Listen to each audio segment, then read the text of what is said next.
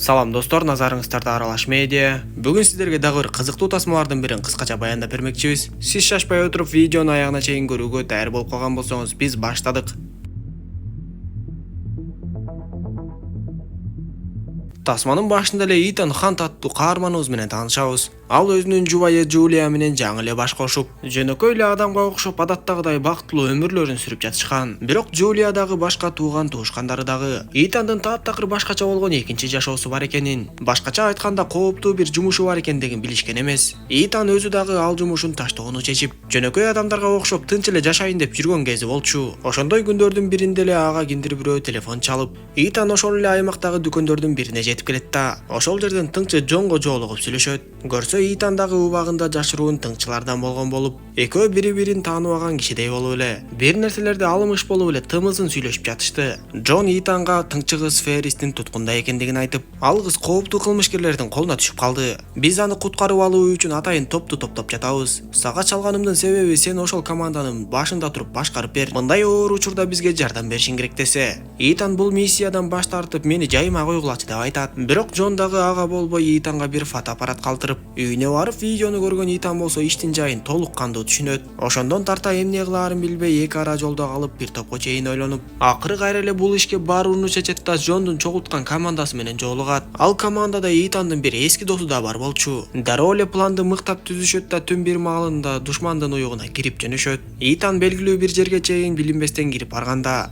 анын командасы пулеметтор менен имаратты арт тарабынан аткылашып, Итанга мүмкүнчүлүк түзүп беришкен соң Итан баягы тыңчы Ферриске жетип барат. Алдынан чыккан 2-3 адамды жок кылат да эси ооп жаткан Ферристи көрүп, ага адреналинди сайып эсине келтирет да арты көзгө качып жөнөшөт. Качып баратканда Феррис Итанды токтотуп, командаң менен учурдагы байланышты үз деп айтат. Феррис ага өтө бир жашыруун маалыматты айтайын деп жатканын түшүнгөн Итан, байланышты эми үзөйүн деп жатса душмандар аткылап калып алар менен атышууга туура келет. Душмандар менен кармашып отуруп акыры Ферристи аман эсен куткарып чыгып, тег учакка жеткирип уча башташып, бирок Ферристин башы катуу ооруй баштадыбы айтор абалы начарлай баштайт. Алар тег учак менен качып жөнөгөндө алардын артынан дагы бир тег учак куугунга түшүп аткылап баштап, Итан болсо атайын аппараттын жардамы менен Ферристин башын текшерип, анын башында жардыруучу зат бар экендигин көрөт. Дароо эле дефибриллятордун жардамы менен Ферристин жүрөгүн токтотуп, андан соң кайра эле ошол дефибриллятордун жардамы менен эсине келтирип, жанагы жардыруучу затты өчүрүп салмакчы болот. Бирок арттагы учак ракеталарды дагы аткылап жаткандыктан, согуштук абалга байланыштуу Итан ошол нерселерди кылганга жетишпей калат. Жыйынтыгында тыңчы Феррис ошол жерден эле көз жумду. Ошентип жетекчилик тыңчы Ферристин өлүмүнө Итанды жана анын жетекчиси Джонду күнөөлөйт. Тыңчы Ферристи акыркы сапарга узатуу аземинде жүрүшкөндө, Итанга бир мекеменин кызматчысы телефон чалып,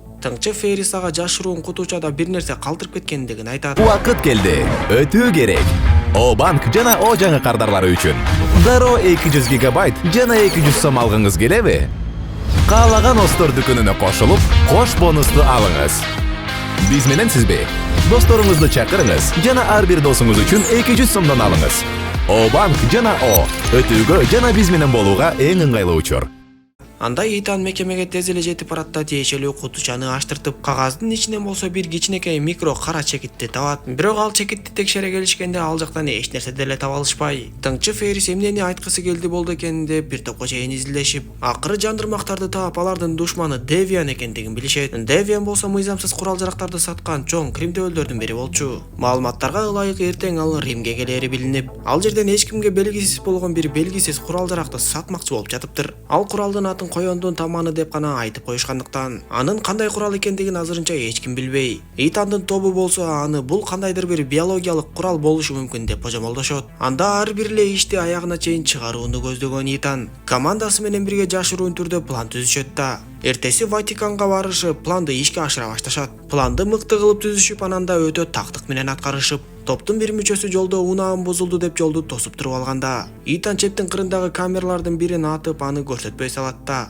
атайын аппараттын жардамы менен чептин кырына тездик менен чыга калат. Ал камеранын бетине дагы бир камераны чаптап, Адаттагыдай эле эч ким жоктой кылып көрсөтүп коет. Андан соң эч кимге билинбей эле ал жактан түшүп кеткенге мүмкүн болду. Команданын мүчөсү Тыңчыл Лей болсо бул кезде Кримтөбөл Девиандын кечесиндеги адамдардын арасында жүргөн. Ал эч билдирбестен Девиандын жүзүн сканерден өткөрүп, аны командага жөнөтөрү менен команда анын бет кабын жасай баштайт. Атайын аппараттын жардамы менен Девиандын өзүнө куюп койгондой окшош болгон бет капты жасап чыгышып, аны Итан өзү кийет да кудум эле Девиан болуп калат. Дал ушул мезгилде Тыңчыл Лей Девиандын көйнөгүнө атайлап эле суусундукту төгүп алат. Жыйынтыгында Девиан дааратканага кирип тазаланышы керек болуп калып, дааратканага кирип барганда ал жакта так эле өзүндөй болуп жазанып алган Итан күтүп жаткан болчу. Ал Девианды дароо эле туткунга түшүрүп алат да бир катты көрсөтүп аны окута баштайт. Себеби Итан Девиандын үнүн көчүрүп алыш керек болчу. Андан соң ал Девианды алсыздандырат да пландалган жак боюнча Девианды командага түшүрүп берет. Өзү болсо кейсти кармап алып беймарал дааратканадан чыгып, жанагы Тыңчыл Лей менен мамиле курмуш болуп эле сыртка чыгып унаага отурушат. Бирок алардын унаасы бир аз жүрүп эле токтоп калат. Көрсө алар жер алдындагы саркынды суулар аккан туннелге токтошкон болуп, даярдалган унаанын алдын ачышат да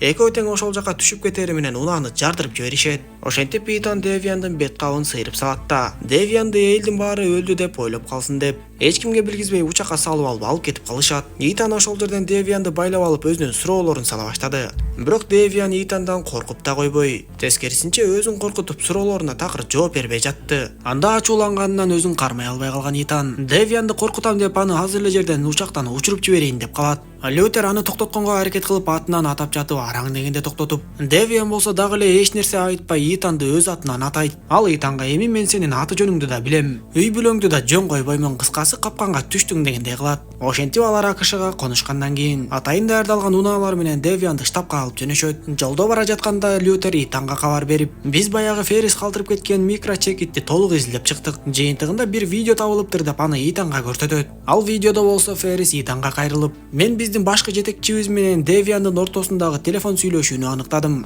Сыягы биздин башкы жетекчи чыккынча окшойт. Ал ар дайым душмандар менен байланышта жүрөт окшойт деп айтыптыр. Дал ошол учурда алар узун көпүрөдөн өтүп бара жатышкан болчу. Күтүлбөгөн жерден эле ракеталар келип тийип, арт жактагы унаалар жарылып, ошол замат эле Итан бара жаткан унаадагы жарылып ала салып кетет. Оодарылып калган унаадан чыга калган Итан тик учактарды көрүп, алар дароо эле чабуулду баштап калышканда, алар Кримтөбөл Девианды куткарууга келишкендиги түшүнүктүү болот. Итан тездик менен чабуулдардан качып жашынып отуруп, тийиштүү куралга жетип аны даярдаганча болбой эле жанагы атайын даярдыктагы топ Девиандын унаасын талкалап аны тездик менен бошотуп кете башташат. Итан болсо учкучсуз учактын ракетасынан аз эле жерден өлүп калайын деп, бирок куралдын жардамы менен учкучсуз учактын өзүн кулатып түшүрөт. Андан соң көпүрөнүн сындыгынан секирип өтүп, болушунча тик учакка жеткенге аракет кылып, бирок куралынын октору да төгөнүп калгандыктан үлгүрбөй калат. Атайын топ Девианды тик учакка салып көтөрүлүп кетишти. Ошондо гана Итан бул Девиан деген адамдын оңой эмес экендигин түшүнүп, үй бүлөсүнүн коопсуздугу үчүн дагы сарсанаа боло баштап дароо эле үйүнө телефон чалат. Үйдөгү инисине телефон чалып, аялы Жулиянын кайда экенин сураса, иниси Жулиянын жумушта экендигин айтып, анан да азыр эле белгисиз бирөө телефон чалып аны сурагандыгын айтып берет.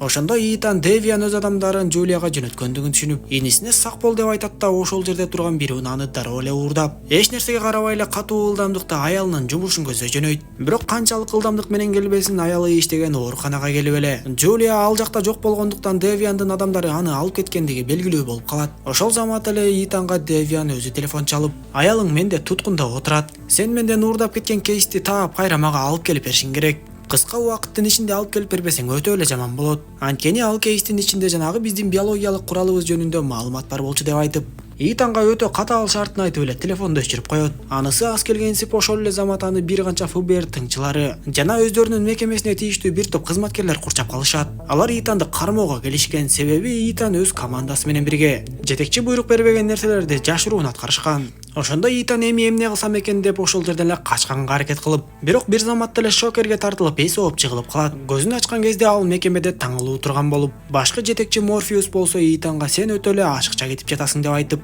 өзүн билемдикти токтотуп топ менен иш алып барбайсыңбы деп урушат. Андан соң бөлүмдүн жетекчиси Джон дагы Итанга бир нерселерди сүйлөгөндөй болуп эле билдирбестен анын колуна бир нерсени берип кетет. Ошол заттын жардамы менен Итан бошонуп алганга мүмкүн болчу. Аны кызматкерлер лифт аркылуу алып жөнөшкөндө эле Итан ошол жерден эле тездик менен бошонуп, кызматкерлерди ар кайсы жакка чачып салат да лифттен чыгып эле качып жок болуп кетет. Көп өтпөй ал кайра эле баягы өзүнүн командасына жолугуп чогултуп алат да Аларга түшүндүрүп, менин аялым азыр Девианда туткунда отурат. Биз эми өзүбүздүн организациядан жанагы кейсти кайра уурдап чыгышыбыз керек. Өзүңөр билгендей башкы жетекчи Морфеус мени көп нерсеге айыптап жатат. Кандай болгон күндө дагы мен өз жетекчимен болсо дагы кейсти уурдап Джулияны куткарышым керек деп айтат. Ошентип кайра эле планды түзүп чыгышып, Итан бийик имараттан экинчи имаратты көздөй аркан аркылуу секирип өтүш керек болуп калат. Бардыгы план боюнча келип, бирок бир кезде кейсти алгандан кийин пландар бузулуп кетип, Итан парашюту менен бийик имараттан шашылыш эле секиргенге туура келип калат. Парашюту да жакшы ачылбай жатып, аз эле жерден дагы бир өлүмдөн калып, өз командасына жетип, андан ары унаа менен качып кетет. Ал Девианга телефон чалып кейсти уурдап чыккандыгын айтып, Девиандын шарты боюнча өз командасынан ажырайт да белгиленген жерге барып күтүп турса Девиандын адамдары пайда болот. Ошондо алар Итанга дагы бир шарт коюп, ичимдикти ичүүнү талап кылышып, айрасыздан Итан ичимдикти ичкенден кийин эсин жоготот. Бир кезде ал көзүн ачып өзүнүн таңылып тургандыгын сезип, ошол замат эле кимдир бирөө анын муруну аркылуу жардыруучу затты киргизип жиберет. Девиан өзү тапанчаны кармап алып, Итанды кайрадан коркута баштап, сен коёндун таманын алып келбептирсиң, ушинтип аңкоолоно берсең аялыңдан ажырап каласың деп айтып, Итан болсо коёндун таманы кайда экендигин чынында билбейт экендигин айтат. Ошентип Девиан дагы бир канча жолу сурагандан кийин эч ойлонбой эле Джулияны атып салат. Ошондо Итан эмне кылаарын билбей эле отуруп калып, анын артынан баягы топтун жетекчиси Джон кирип келет. Ал Итанга бул чыныгы Джулия эмес экендигин айтып, бет капты сыйрып жибергенде анын таптакыр эле башка кыз экендиги билинет. Көрсө ушул убакка чейин башкы жетекчи Мёрфинин дагы башын айландырып жүргөн, коёндун таманын өзү алып коюп өз кызыкчылыктарына иштетип, эки жаатты чабыштырып Итанды пайдаланып жүргөн дал ушул Джон болуп чыгат. Андан кийин ал Итандын аялы Джулиянын тирүү экендигин айтып, эми Итанды башка жагынан алдайын дедиби Айтор. Телефон чалып берет да Итанды аялы менен сүйлөштүрөт. Дал ошол учурдан пайдаланган Итан Джондун колун тиштеп жиберет да кишенден бошонуп, Джонду бир заматта эле эсинен талдырып салат да тапанчасын алып башка бөлүмдөргө чыгып Джулияны издей баштайт. Качан ал Джулияны таап эми гана бошотоюн деп калганда, ал жерде Девиан пайда болуп колундагы аппараттын жардамы менен Итандын башындагы жарылуучу затты ишке киргизет. Итандын башы чыңалып катуу ооруп баштагандыктан эч нерсе кыла албай эле ошол жерден жыгылып калат. Бирок ошого да карабастан Девианга каршылык көрсөткөнгө аракет кылып, мушташып отуруп акыры экөө тең тоголонуп көчөнү көздөй чыкканда, бактыга жараша Итандын шамдагайлыгынан улам Девианды чоң унаа сүзүп ошол жерден мерт кетет. Дароо эле ичкериге кирип Джулияны бошотконго аракет кылып, бирок алсырап алы кетип бараткандыктан убакыттын да аз калгандыгын түшүнөт. Эгер эртерээк өлүп тирилүүнү жазабаса, анда башындагы жарылуучу зат жарылып кетээрин билип, аны Джулияга да түшүндүрүп, ар кайсы жерден ток издей баштайт. Акыры баардыгын даярдагандан кийин кайра тирилбей калсам дагы дедиби Айтор. Аялын сүйөрүн айтып, андан соң токко тартылып, бир заматта эле жүрөгү сокпой жатып калат. Бирок аялы дарыгер болгондуктан бир канча убакыттын ичинде кайра жандандыруу аракеттерин көрүп жатып, акыры араң дегенде гана Итан өзүнө келет. Ал жактан өзүнүн чыныгы жашоосун Джулияга айтып чыгып бараткан Итан көп өтпөй башкы жетекчиге да жолугуп, бардыгынын башын айлантып чыныгы чыккынчылыкты жасап жүргөн Джон экендигин Итан дагы башкы жетекчи дагы түшүнүп калат. Ал Итандын иш аракеттерин убагында туура эмес баалагандыгын түшүнүп, Итанды кайра жумушка чакырып атайын топко башчы кылып дайындайын десе, Итан ага болбой тынч жашоомо кайтайын дейт да Джулия менен бирге өргүүгө чыгып кетет. Тасма дал ушундайча соңуна чыгат достор. Видео жаккан болсо мага жакты белгисин басып, дос тааныштарыңыз менен бөлүшүп койгонду унутпаңыз. Кийинки видеолордон көрүшкөнчө аман болуңуздар.